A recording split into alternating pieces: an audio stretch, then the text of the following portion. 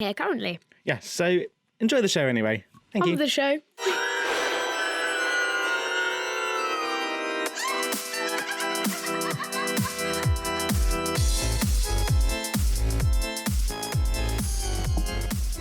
Welcome to The Curiosity of A Child. Halloween special! This week, a coven of wicked witches cook us treats. And then we are joined by 4 more guests as monsters come into the studio to battle it out in the arena to find the finest Halloween beast to go trick-or-treating with. Yeah, it could be a bit of a spooky episode, this one.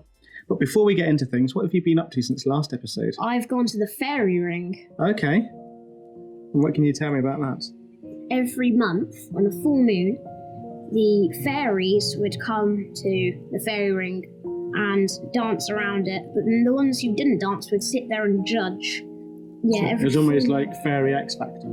No, it's more like fairies strictly. I've got a story about the fairy ring too. You? Yes, when I was studying at university, I was out one evening, and this was during the first few kind of weeks there, so you're getting to know people. Mm-hmm. And I was chatting to this girl, and so she'd asked where I came from, so I said Guernsey. She said, oh, no way, I've been to Guernsey. It's like, have you? It's like, yeah, there's a fairy ring, isn't there? I was like, that's right. And she said, yeah, when I visited the fairy ring, I walked inside it, and I was taken back to 1943. That's weird.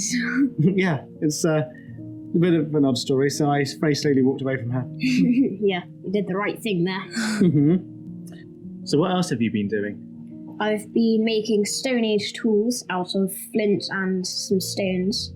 So what you do is you get some larger stones and then some flint, and you hit the stones and shape it. Hit the flint and shape it with your stone. Yeah, you get like a large granite stone, so there's lots over here, and then you use it to smash at the flint to shape it. So we were down the beach last weekend, wasn't it? Making those, and got some impressive results actually. Yeah, I'm surprised how much flint there was actually as well. We had lots of flint. I think we were quite lucky when we first went down there, because there's no flint flint banks actually around the island, so it's just in small patches further out to sea, and it's just luck that the waves bring them in or not. And on with the show.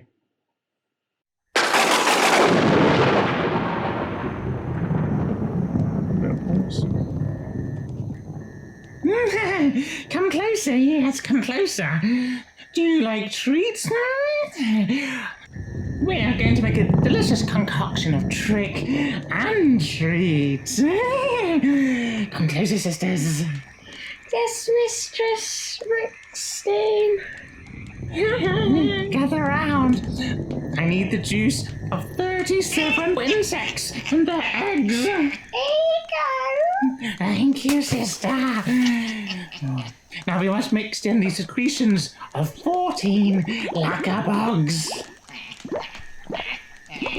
Thank you.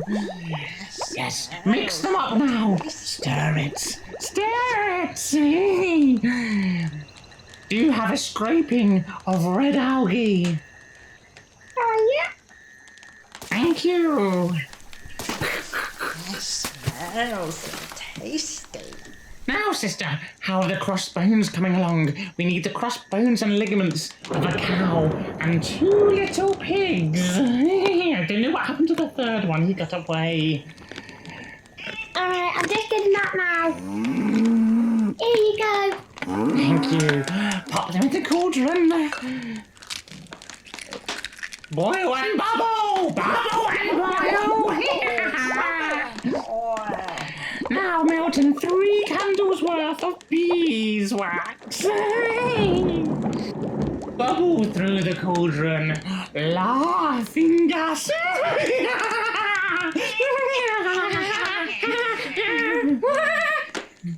Now we must leave it to boil and bubble further until it becomes a thick, gloopy paste. And then we wrap it up in sweet chops.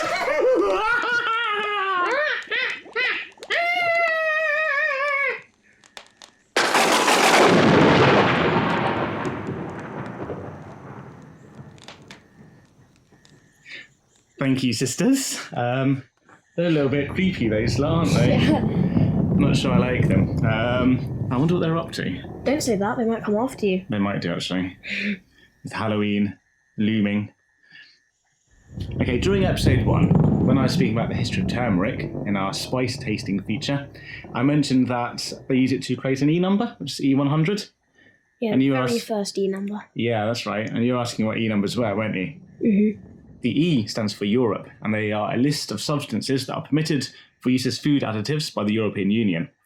So they're a way to try and standardise and make safe things that we can add to our food for, say, colouring, flavouring to help preserve it, or maybe aid in the cooking process, etc. And they're meant to be tested for safety. Yeah. So they're not going to be harmful. Now, in recent years, E numbers have got a bad reputation, and it's true about many of them, but not all of them. And they're not all harmful. Oh, yeah, you get that on lots of things like that. Yeah. Now, many of the ingredients that were in that witch's spell might actually be found in your typical trick-or-treat hoard of sweets. So you could get some lacquer mugs. Yeah, so let's find out more, shall we? Yeah. E number 120, natural red 4 or carmine. So this is actually extracted from the bodies and eggs of the knitshell insect. Actually, before I asked, are E numbers just in food? Mm-hmm. But they're not. And it was actually used as a clothes dye in North America at least as early as the 1400s. And it was kind of traded between the native First Nations people and sort of Europeans when they went over. But today, Peru is the largest producer. And the insects are actually farmed in tubes, which are hung on cacti. Cacti? Yeah. Cool. Yeah, so that's what they feed on. So they put little tubes on and they can collect them. Now, the insects themselves, they're only a few millimetres big. And then they're heated in an oven or in water or steamed. And the different process they use produces a different range of... That's very kind of them. Yeah. So how many insects do they need? Well, 1 kilogram of dye could take maybe 80 to 100,000 of these little insects to make. They're very small. Yeah, it's a lot, isn't it? So here is some wool that's been dyed with the red, so it's not just used for food. It's also used in lipstick. Lipstick? Yeah. I think that's put my mum off lipstick now. Yeah, so when you see kind of a lady walking down the street or something with bright red lips, she's probably wearing insects on her mouth, or crossed up insects. And there are other cosmetics and also food such as biscuits, sweets, sauces, jams, all sorts. Moving on is E, 904, shellac. Now this is formed from the lac bug, which is an insect native to India and Thailand. But rather than use the insects themselves, they use its secretions. What are they? Well, it produces this kind of natural resin, which I've got a picture of it here. Look at that. That's cool, isn't it?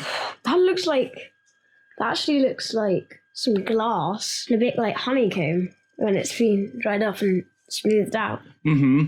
So it's so it's sold in flakes, which can be dissolved in alcohol, and then they'll be used for colouring or a natural glaze, so to make food shiny. It's also been used as a hide loss varnish for wood, and even used to make records. So records like the discs. Yeah, the musical. Yeah, like what we'd have vinyl. Yeah. Next is E406 agar. This one comes from algae and may have been first discovered in 1658 when a Japanese innkeeper threw away some surplus seaweed soup. And then after leaving it out overnight in the freezing cold, he noticed that it had become kind of thick and gelled. And it's very popular in Asian cookery, where it can be found in puddings and in jellies and things. It's also used, we'd use it if you want kind of a vegetarian, sort of friendly lots thickener. of things in jelly and jams. Now, next up is E441, or gelatine. Now, this is similar to agar, but it comes from animals, not algae. And it's made from the collagen taken from the bones, skin, and ligaments, etc. of animals. And it's used in loads of things. So tell me, which of these do you like? Ice cream? Yep. Yogurt? Yep. Marshmallows? Yep. Gummy sweets? Sort of. Lots of other things that are tasty and yummy and sweet and delicious? Yep. Yeah, well, it's probably used in lots of those. I'm not having them anymore. Yeah, it's kind of, when you start thinking where they come from, it's a bit odd, isn't it? Next up is E901, or beeswax. Buzzy beeswax. Now, this doesn't seem quite as disgusting as some of the others. It's not like a squished up animal. Now, the worker bees create the wax using glands on their body, and they use it to form the hexagonal cells, like you can see here, and you would have seen before. You see in like the Bee movie as well. They Yes. have those sections. Yeah, do you know why they're hexagonal? No.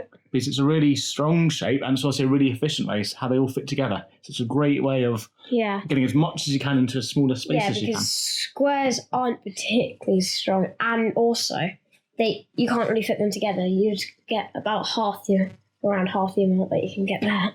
Yeah, it's not a stronger structure. So they use the cells for storing their honey and their larvae. This influenced kind of engineers and architects and structural engineers and all sorts to how they can build bigger structures. Yeah, So very delicious. you could probably build a honeycomb wall Yeah. if you had enough. Well, they'll do that. So you have maybe in, say, a wing of an aircraft, they'll make it out of aluminium or some other kind of light metal, but they'll use honeycomb-shaped lattice, where rather than having a solid metal, they can just use a structure of this honeycomb shape. Yeah. So they've got less material being used, but it's lighter, but still very strong. Beeswax has been used for thousands of years for waterproofing, casting moulds, polish, and of course candles. It's also edible and is used as a glazing agent to make tasty things look shiny. Yeah, we actually had one of our topics from year 4. We saw a candle at Candy Museum, and then we didn't know what it was made out of. We just thought it was made out of wax. It smelled really funny. Okay. And then they told us it was made out of beeswax, and no one touched it after that. Everyone just left it. But then this is actually one of the this is actually one of the nicer ones of the ones that we're listing as well. Yeah. But if you'd rather not eat it or stick it in your mouth, it's also used in lip balm, lip gloss, eyeliner, hand creams. Yeah. So beeswax, it's really amazing. It's really versatile. It can be used for so many things. It's another reason we should look after our precious bees. Okay, well, let's change a little bit and go to E942 nitrous oxide. So this one's a little bit different, but I had to include it. So nitrous oxide is also known as laughing gas, as inhaling it gives you a feeling of euphoria. So it's kind of a really happy kind of feeling, yeah? Yeah. I don't recommend seeking it out, though. And it was used by the British upper crust during the 1800s when they had laughing gas parties. Laughing gas parties. Yes. So it must be when it was first discovered. So here's a photo, like an old woodcut. People having a jolly good time. But if you look in the background, look, there's skulls and skeletons on the wall. So it's quite topical for Halloween. Yeah. Today, nitrous oxide is seen as one of the World Health Organization's essential medicines, as it's a relatively safe anaesthetic used by doctors and surgeons. So if you go to the dentist to have a filling or something, you might be given some nitrous oxide. And going back to our food theme, if you're currently spraying squirty cream all over your Halloween treats, the chances are that this gas is used as the propellant in your can. And one more thing, it can also be used in rocket motors Yay. or car engines to help get more power. Okay, some other odd E numbers are E551, silicon dioxide, aka sand. E172, iron oxide, also known as rust. E175, gold. E252, potassium nitrate or saltpeter. And this is used as a preservative and is also in gunpowder. Gunpowder. And made from animal poo. And one last thing, and I don't think this is an E number as I couldn't find it anywhere, but there is a flavouring called castoreum. And what do you think that is extracted from? Where do you think they get castoreum from? I don't know. It's used to help enhance the flavours of raspberry tasting things. Any guesses? No. Beaver anal glands. So somehow, and there's a picture of some. So somehow people discovered all these different things of these interesting flavours. So how do you feel about eating sweets now? Okay. Do you want any of those? I'll have all of them. They still taste good. Refreshing. Despite what we know. So when you're out trick-or-treating, so I've got a mouthful of sweet here. If you're out trick-or-treating, think about just what is in your food and what you're eating. Because it may surprise you where some of these flavours and colours and additives come from.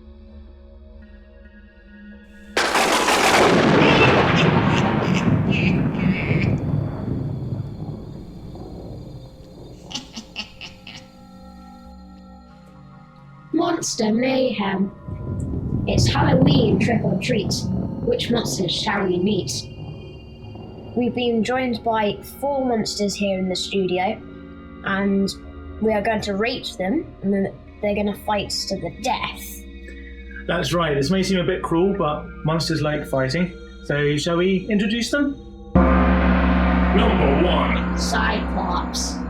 So what can you tell me about the Cyclops? Cyclops are large, one-eyed giants from Greek mythology. Mm-hmm. They are the children of gods, No way.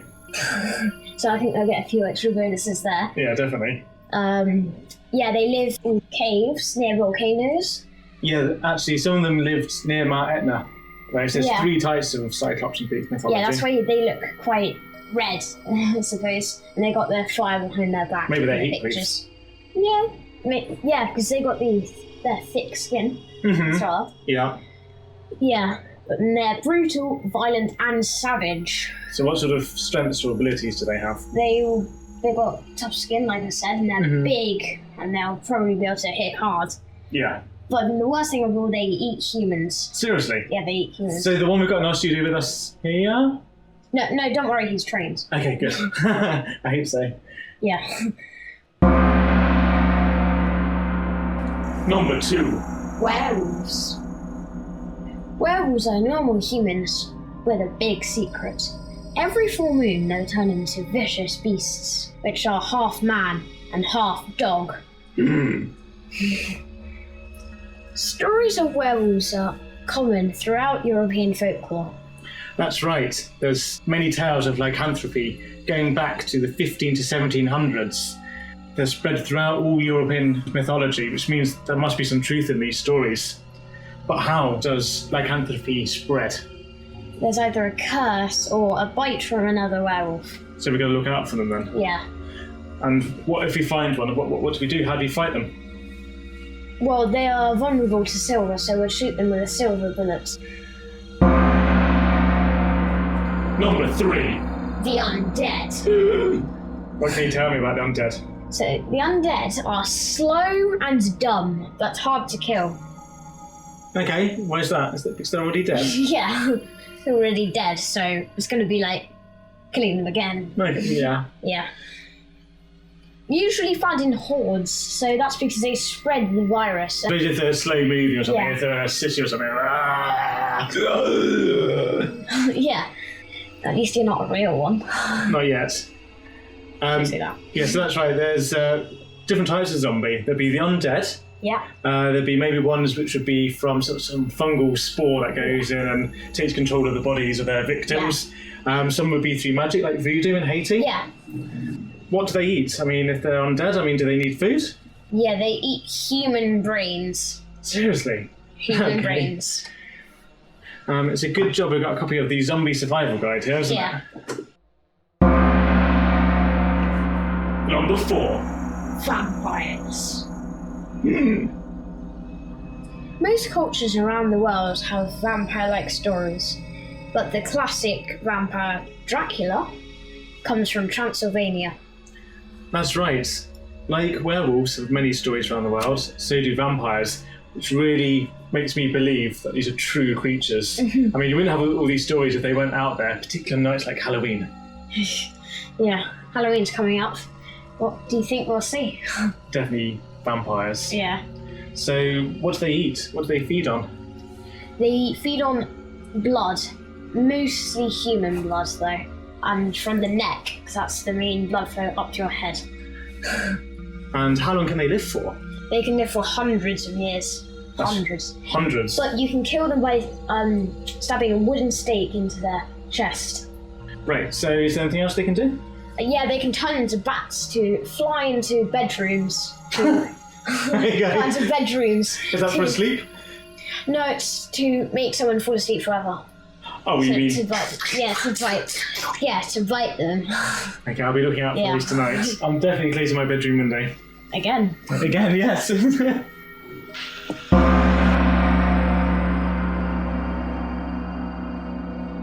So you've now met all 4 of our monsters, and that's the end of the first part of our Halloween special.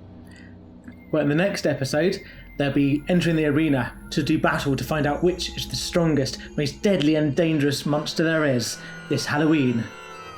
To be continued.